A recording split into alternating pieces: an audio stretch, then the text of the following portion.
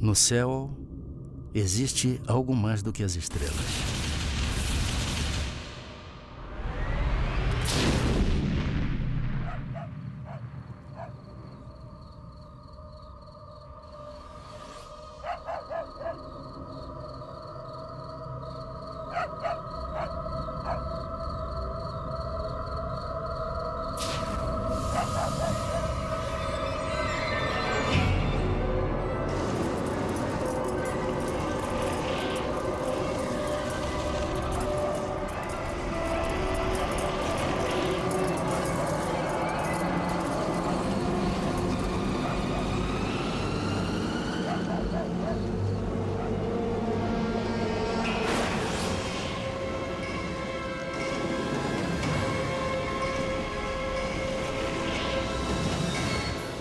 Eles eram recebidos por um feixe de luz e que impedia que eles movimentassem qualquer parte do músculo, até para pedir socorro.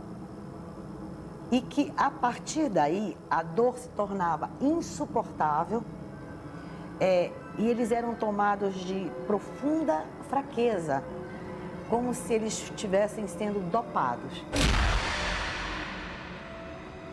Outros moradores da região também veem a luz misteriosa e são atacados por ela. Pode correr uma vizinha.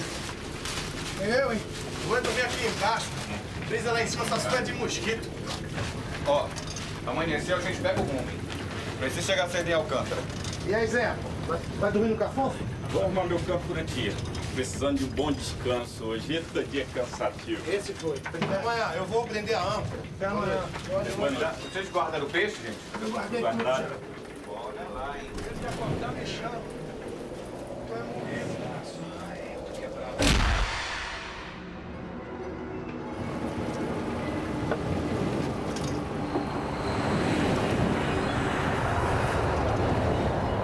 é isso?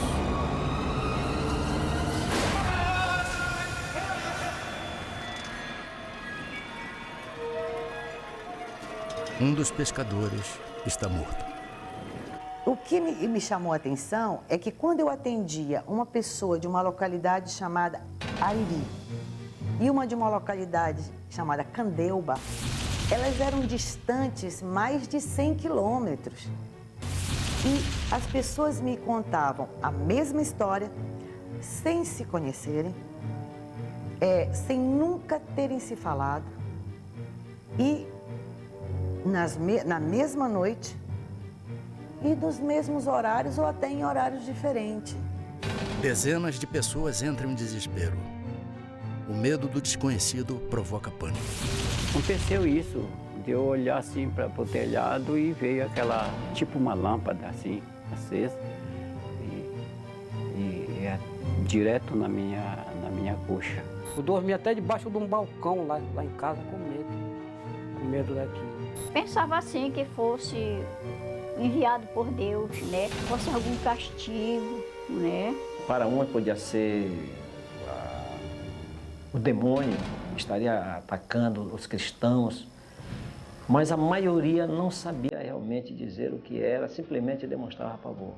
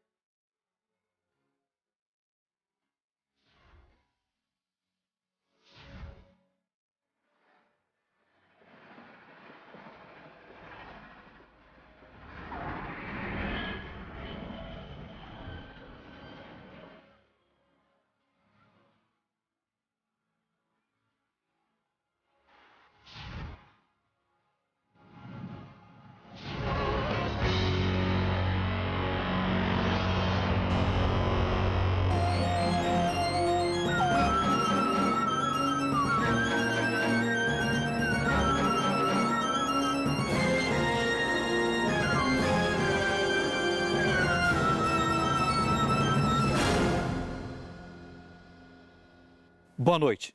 O Linha Direta Mistério continua a série de reportagens sobre fatos estranhos que desafiam especialistas e provocam medo. Hoje você vai conhecer uma impressionante história sobre discos voadores, numa região formada por 20 municípios, conhecida como Salgado, no litoral do Pará, no norte do Brasil. Tudo começou com uma luz no céu. Em seguida, uma série de ataques a pessoas. Depois, o pânico tomou conta de uma região inteira e a população se armou para combater os seres extraterrestres. Fatos reais ou um delírio coletivo? Na dúvida, militares da aeronáutica foram convocados para investigar a presença desses objetos voadores não identificados. Durante 4 meses, foi realizada a mais importante e sigilosa investigação feita até hoje no Brasil, a chamada Operação Prato. O nome Prato é o termo internacionalmente usado pelos ufólogos para designar disco voador. A Operação Prato foi, até onde se sabe, pelo menos até hoje, a única ocasião confirmada, documentada, em que uma equipe de militares das Forças Armadas de um país esteve envolvido diretamente num processo de aproximação, identificação e possível contato com seres não terrestres, não humanos, procedentes de outros pontos do universo.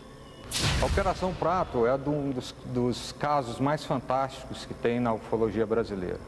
O comandante da missão secreta era este homem, o coronel da aeronáutica, o Irangê Holanda Lima, que na época era capitão. Ele guardou um segredo durante mais de 20 anos. Mas em 1997, o coronel Holanda decidiu falar. Ele apareceu no programa Fantástico da Rede Globo e logo depois deu uma entrevista impressionante à revista UFO, onde contou detalhes da Operação Prato. Vamos à entrevista, coronel? Pai, o material que o senhor pediu está tudo aqui. Essa é minha filha Daniela. Tudo bom? Como vai? Minha enteada Ana Paula. Tudo bom? Eles são Marco e Ademar. Eles são ufólogos. Só por curiosidade, coronel, por que o senhor resolveu falar só depois de tanto tempo? Se não contar o que eu vi, amanhã eu posso estar morto. E a história corre comigo. O envolvimento com a Operação Prato, ela começou com a informação dada pelo prefeito da região onde estavam ocorrendo essas coisas. Mesmo antes da aeronáutica chegar ao local, nós já ficamos sabendo que a população estava assustada.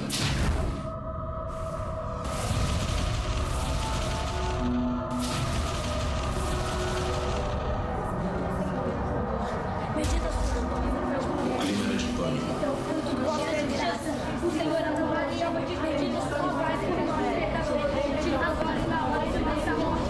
Se esses malditos chupa-chupa aparecerem, a gente acaba com eles. Ele que acaba com nós.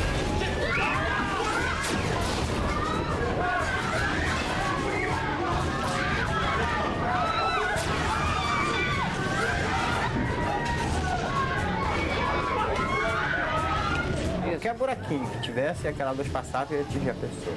E a arma nossa aqui, já sabe, que é pau, pedra, uma espingardadinha carregada pela boca.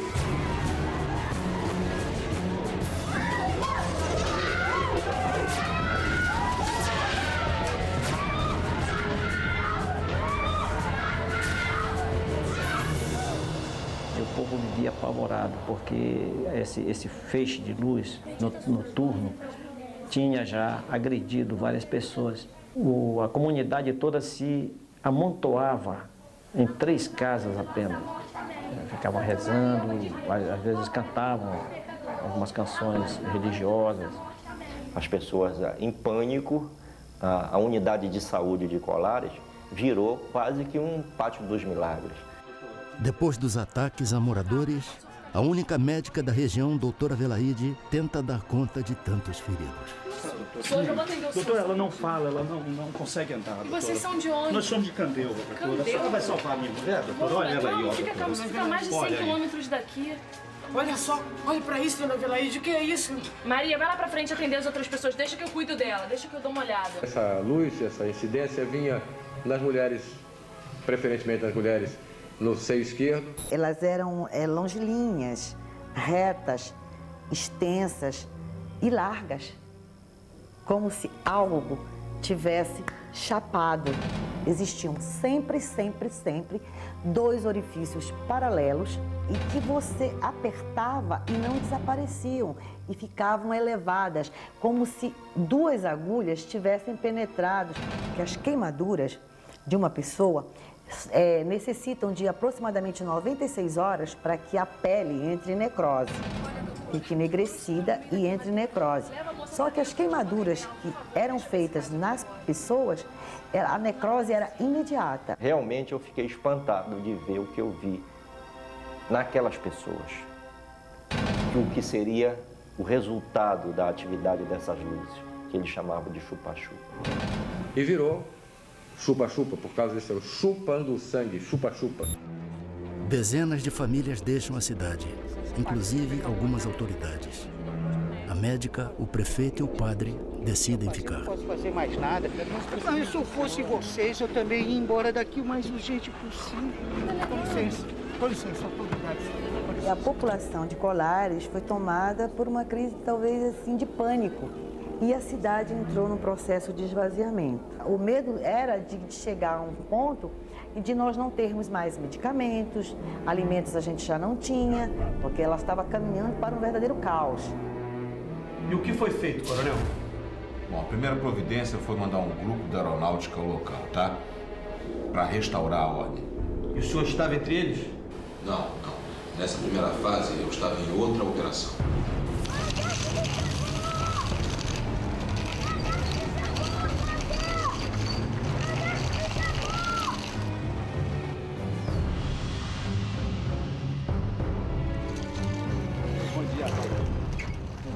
Tudo bem. Nós estamos aqui numa missão para aeronáutica. Graças a Deus que vocês chegaram. Sargento, as pessoas estão desesperadas. A senhora quem é? Ela é a doutora Velaide.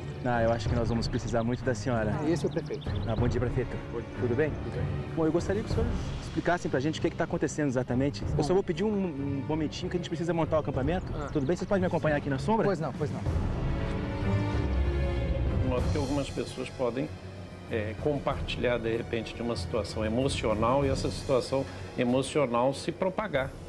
Isso típico, por exemplo, é em casos de pânico dentro de um cinema, dentro de um supermercado, onde se avisa, de repente, que tem fogo, né?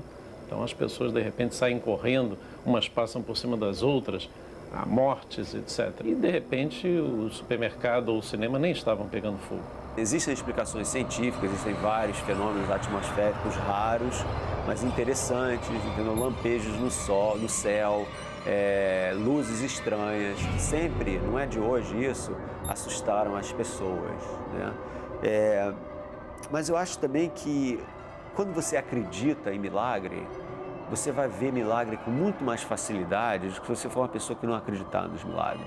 Se fosse realmente algo de alucinação ou histeria, a aeronáutica jamais iria destacar uma equipe tão grande para fazer esses tipos de observação. Segundo testemunhas, o primeiro posto de observação da aeronáutica foi montado aqui embaixo dessa árvore, na praia do Humaitá, na ilha de Colares, a cerca de 100 quilômetros de Belém. Essa região era considerada o ponto de maior incidência do fenômeno, onde as luzes que apareciam no céu atacavam em seguida as pessoas. Naquela época, os civis foram proibidos de frequentar a base militar montada pela aeronáutica. Eles instalaram metralhadoras, metralhadoras antiaéreas, de fogo antiaéreo. Durante semanas, os militares acompanham o aparecimento dos objetos luminosos. Sargento, vem, sargento, rápido! Vem, olha lá! Pega a câmera, rápido! Vamos, soldado! Vai, viu isso? Tô filmando.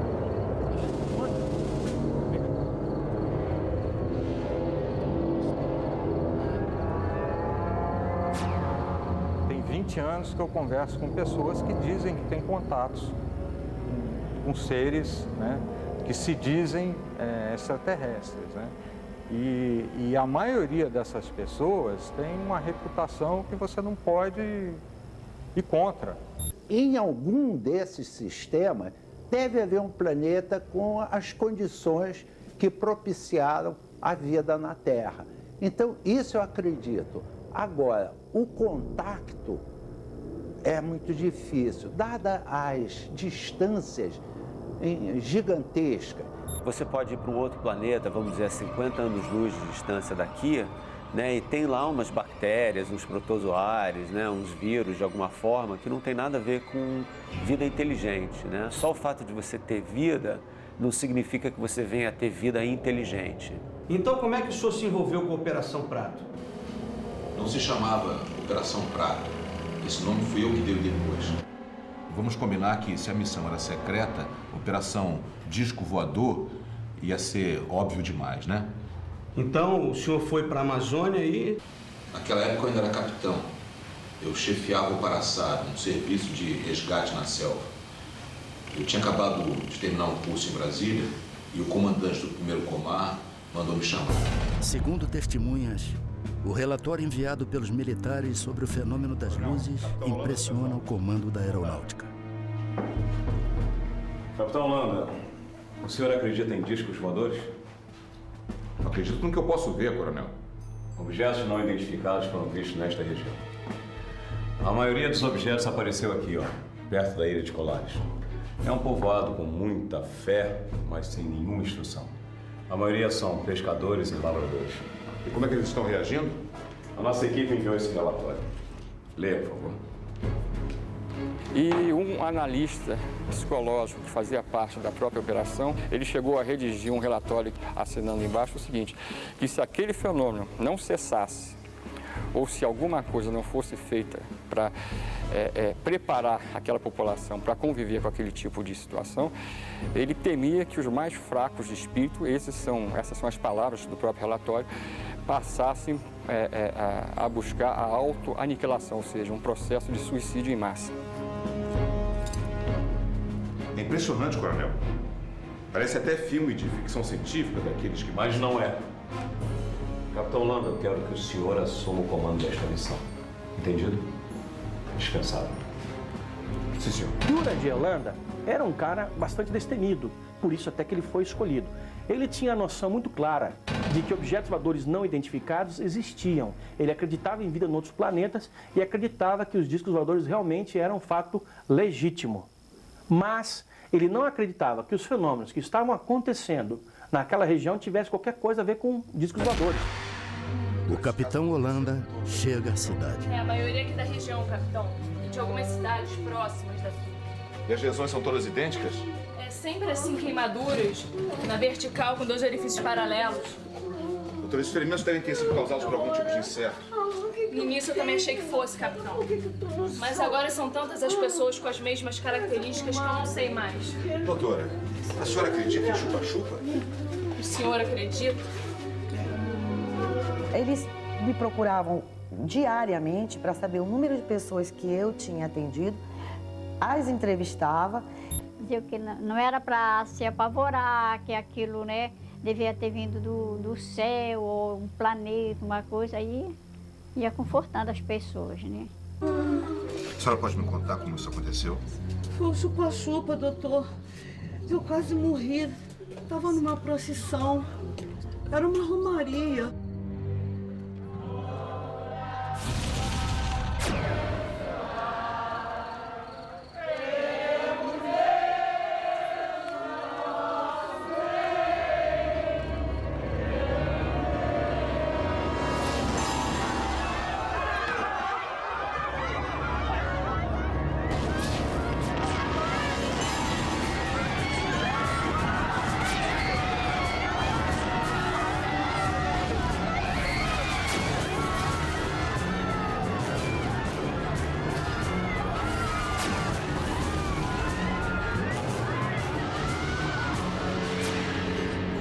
Chupa-chupa, moço. Doutor, me salva, me salva.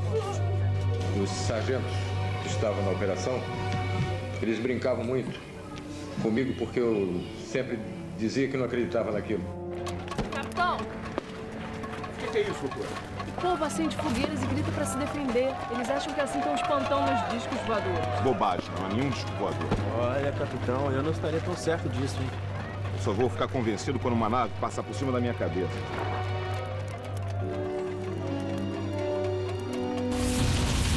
A equipe de observação comandada pelo capitão Holanda era formada por mais de 60 pessoas, entre militares do serviço secreto, médicos e até psicólogos que vieram à cidade com o objetivo de acalmar a população.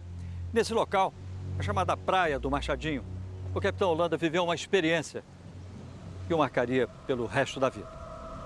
Não adianta, essas luzes não me convencem, isso não passa de um fenômeno atmosférico. Mas, capitão, o senhor fotografou as luzes? Exatamente, fotografei luzes, nada mais do que luzes. Não adianta, o capitão só vai acreditar quando uma nave dessas passar em cima da sua cabeça, né?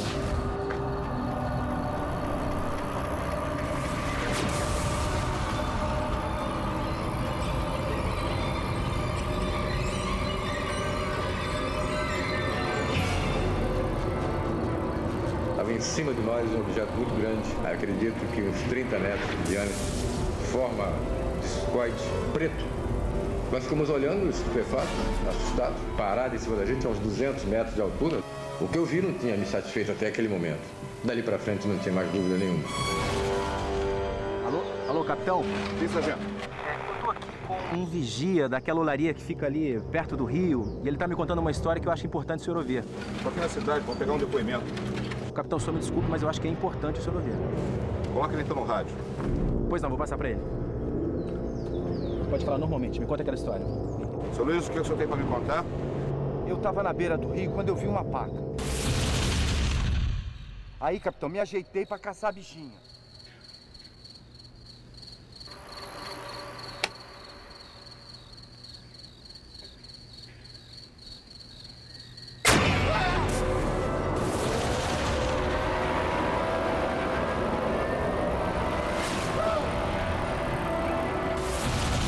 O senhor pode levar até o local onde o senhor viu essas luzes?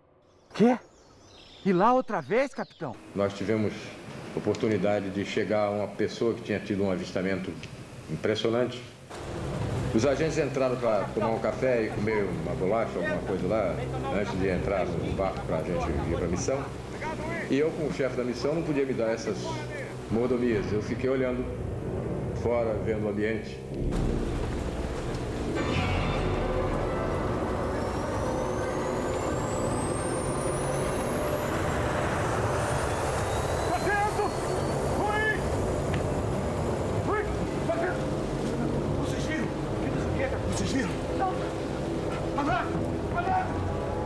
Mas tinha uma luz muito forte, verde e uma luz vermelha, e fazia um barulho como se fosse uma turbina, não era um barulho de um jato, era aquele silvio, um barulho assim.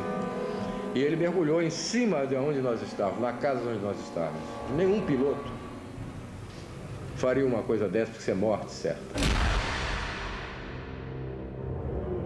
O capitão Holanda vai ao lugar onde o vigia teria visto o fenômeno e fica decepcionado.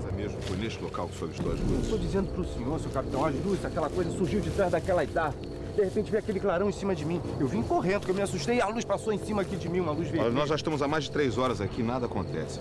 Sargento, vamos embora. Seu Luiz, muito obrigado, vamos mudar.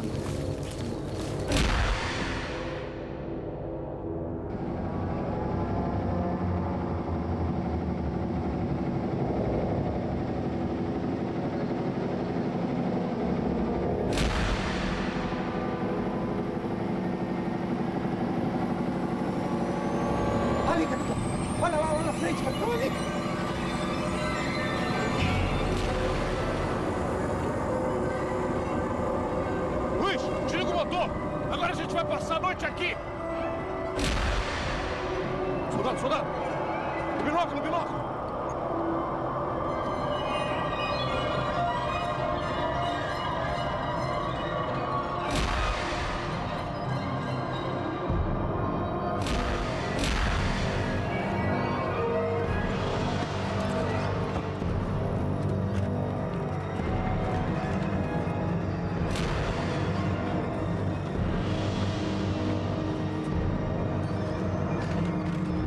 Tivemos a oportunidade de filmar um objeto pairando e dela saindo umas luzes pequenas que nós chamávamos de desova.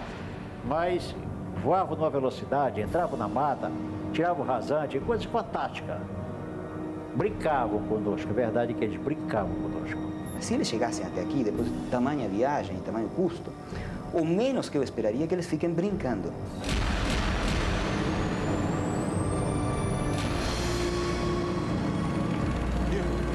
Desliga. Dá como se estiver enlouquecendo? Desliga que eu quero ouvir o barulho do aparelho.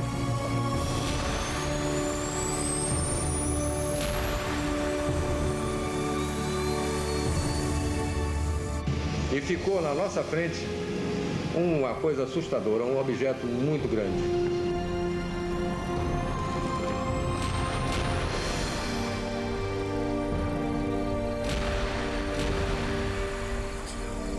Ele deve ter acionado realmente alguma propulsão que não devia ser acionada próximo de nós, porque nos danificaria. Então havia alguma pessoa, alguma inteligência ali dentro que comandou isso.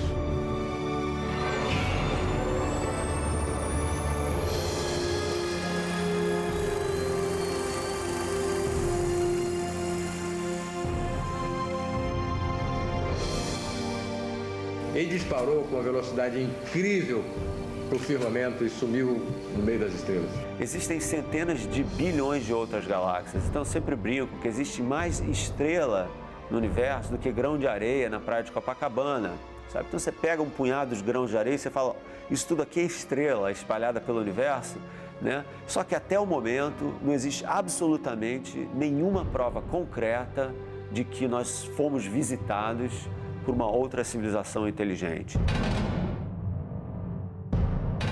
Aqui ficava o antigo centro de Colares, onde existiam apenas a prefeitura, 2 escolas, a igreja, além de um cartório e de um pequeno posto de saúde. Colares parecia uma cidade fantasma. A maioria dos seus moradores tinha fugido para o continente. As poucas pessoas que permaneceram na ilha ficavam trancadas dentro de casa, com muito medo. Quando nós estávamos chegando, tipo, uns 50 metros da minha casa, ela bateu em mim e apontou para cima. Eu tenho que pedir para o prefeito monitorar. Maria, o que foi? O que foi, Maria? Você está passando mal?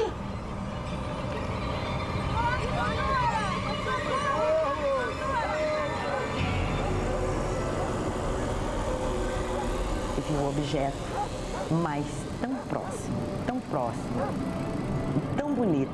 Até este momento, mesmo tendo atendido toda esta enormidade de habitantes atacados por este ser não explicável, eu ainda duvidava que realmente fosse alguma coisa que eu pudesse ver.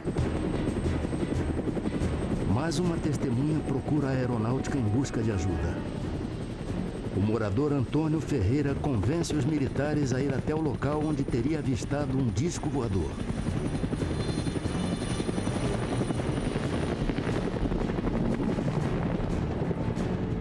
Ele vinha naquela direção. Ok, está indo já. Vamos lá, vamos nessa direção que ele está falando aí.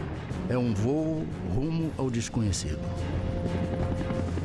Ele vinha naquela direção. Já entendi, está indo pra lá. Ali na frente. O que é isso? De repente, uma surpresa. O que é isso? O que é isso? O que está acontecendo aqui? O que está acontecendo? A aproximação com a nave provoca uma pane no helicóptero, mas os militares conseguem retomar o controle do aparelho. Aproveita! E na hora o piloto explicou por que o helicóptero começou a descer? Ele explicou devido à nave que paralisou. A jet toda parou, só funcionou a hélice de cima. Nós viemos baixando. Quando ele viu que nós viemos se aproximando do chão, ele rodou e acionou essa alavanca e funcionou. Segundo os ufólogos, num relatório para a aeronáutica, o capitão Holanda se rende às evidências. Ele chega a desenhar as formas de vários objetos voadores não identificados e garante que eles sobrevoam os céus do norte do Brasil. Em torno de 9 formas. 9 ou mais, pouco mais. Está tudo escrito, tudo desenhado, tudo fotografado no relatório. Fotografia, mais de 500. E filmes foram feitos 4. Um era da Força Aérea, da FAB. Não é um material cunhado por um ufólogo civil, alguém que seja um entusiasta disso. Não, isso foi cunhado, isso foi registrado à moda militar, com todo o rigor necessário.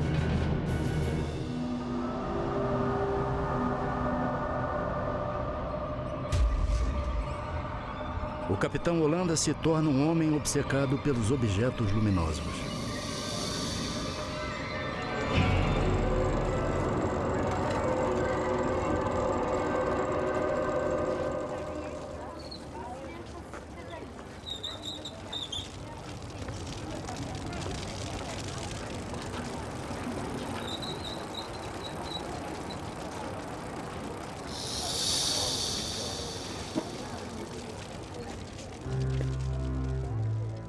É difícil uma pessoa passar por tudo que ele passou sem ter se modificado interiormente profundamente.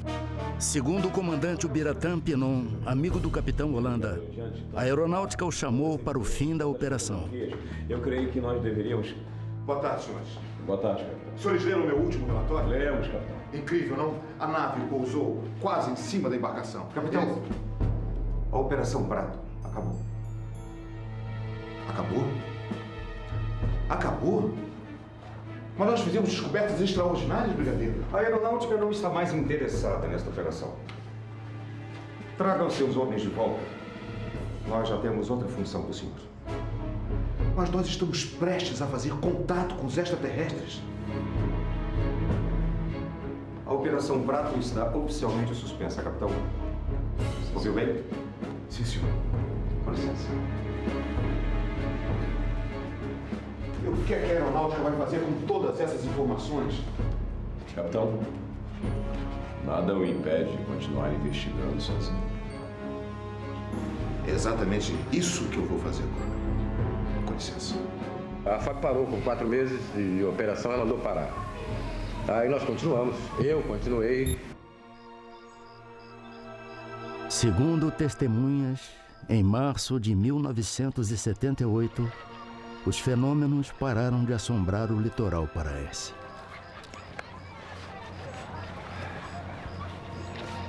Ainda procurando as naves, capitão? O senhor não desiste, hein? E a senhora já esqueceu, doutora? O que acontece é que eles nunca se afastaram daqui.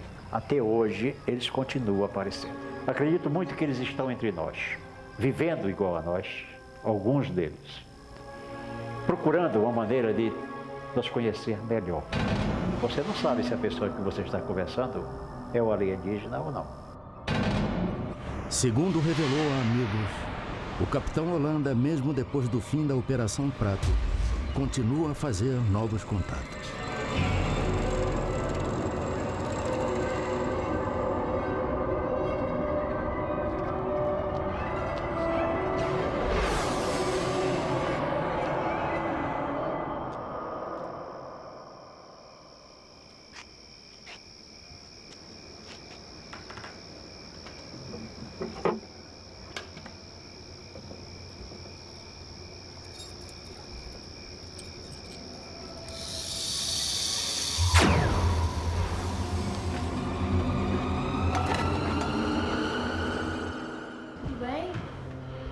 Eu acho que tem que ter uma... Como é que o senhor veio parar aqui?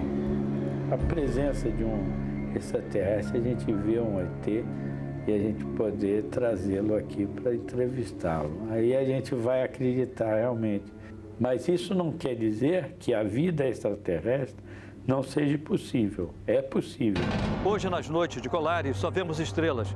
As poucas pessoas que na época foram vítimas do fenômeno, que ainda moram por aqui, dizem que as marcas de queimadura sumiram com o tempo. O coronel Holanda manteve a sua missão em segredo até 1997. Aí então ele resolveu dar uma entrevista e contou tudo o que sabia. Coronel, e o que foi feito de todo esse material? Filmes, fotografias? Não sei. A aeronáutica recolheu tudo, tá? Tudo foi encaminhado, foi entregue ao comandante, de lá encaminhado ao comando em Brasília. Eu não sei realmente aonde está. Eu até brincava. Cadê o meu filme? Ah, tá guardado. Deve estar guardado até hoje. Coronel, o senhor não sabe como essa entrevista foi importante. Eu sei. Eu sei. Os ufólogos costumam dizer que a aeronáutica tem arquivos secretos sobre extraterrestres, sobre objetos voadores não identificados. Existe mesmo isso? Não, esse é objeto de ficção. Na realidade, não existe.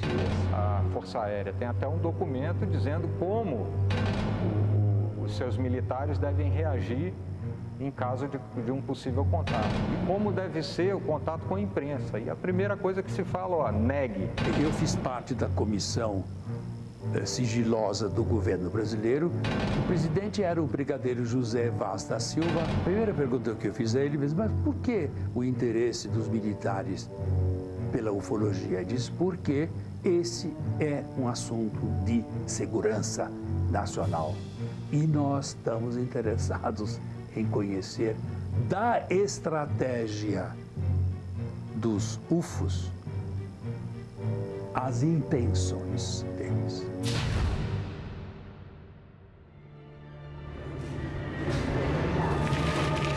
Pai, vem ver o filme com a gente. Pai, você tá bem?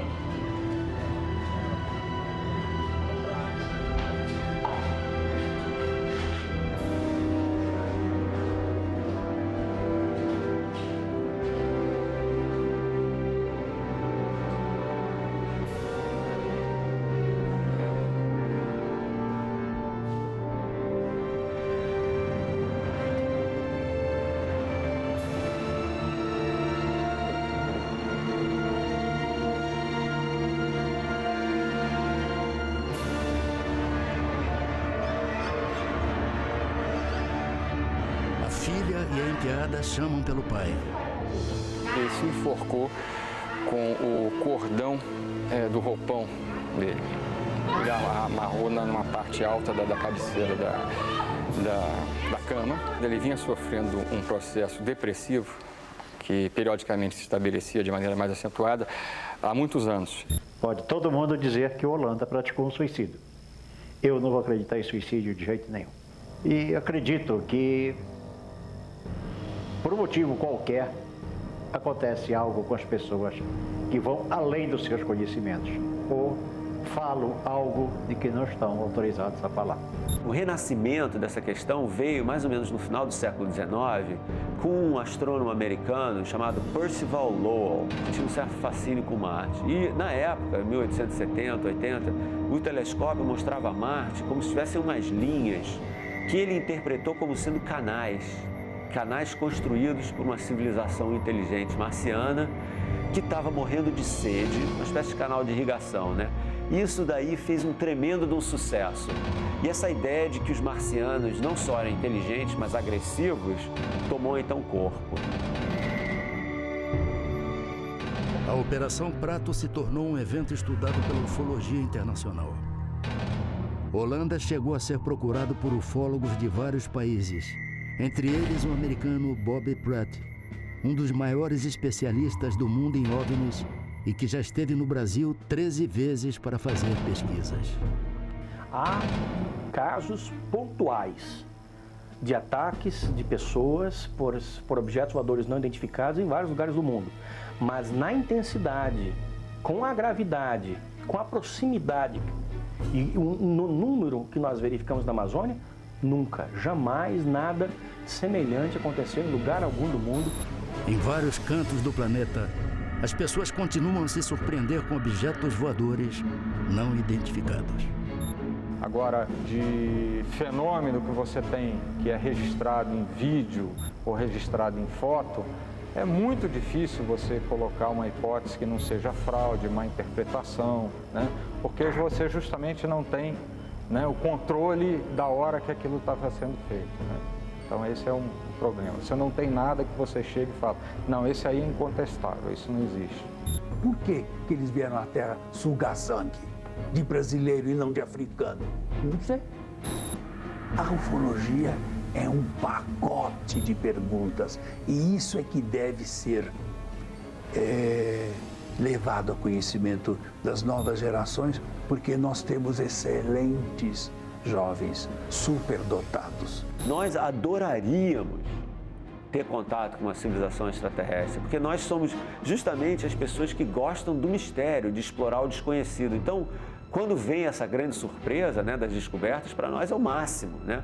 Mas a gente também tem que tomar cuidado, né? Porque a gente não pode se iludir com provas falsas. Todo mundo ficava com medo desse chupa-chupa.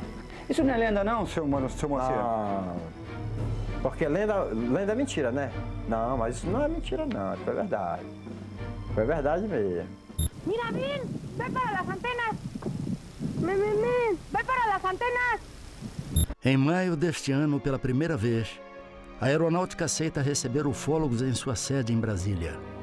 O objetivo da visita é pedir a abertura dos arquivos sobre discos voadores.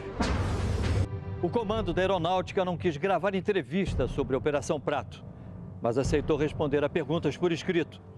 O Linha Direta encaminhou 30 perguntas. Em resposta, o Centro de Comunicação Social da Aeronáutica limitou-se a enviar uma nota ao programa. Segundo a Aeronáutica, a visita do grupo de ufólogos foi realizada para mostrar a eles o trabalho da Força Aérea Brasileira na área de defesa e controle do espaço aéreo nacional. Sobre a Operação Prato, continua a Aeronáutica. Pode-se imaginar que a Aeronáutica realiza investigações científicas a respeito de todo tipo de fenômeno aéreo. Na verdade, o comando da Aeronáutica não dispõe de uma estrutura especializada para empreender tal atividade. Com relação à Operação Prato, o comando da Aeronáutica possui apenas registros baseados em dados que teriam sido repassados por um dos participantes dessa atividade. Foi produzido um relatório com diversos depoimentos, aparentemente sem fundamentação científica. Em todo o mundo, muita gente acredita e até espera um contato com seres de outro planeta. Alguns até dizem que foram levados por seres extraterrestres e depois conseguiram voltar à Terra. Outros duvidam que exista vida inteligente em outros planetas. Se os ETs existem, afinal, de onde vêm? Quem são? E o que querem? Essas perguntas ainda aguardam respostas. E você? Acredita?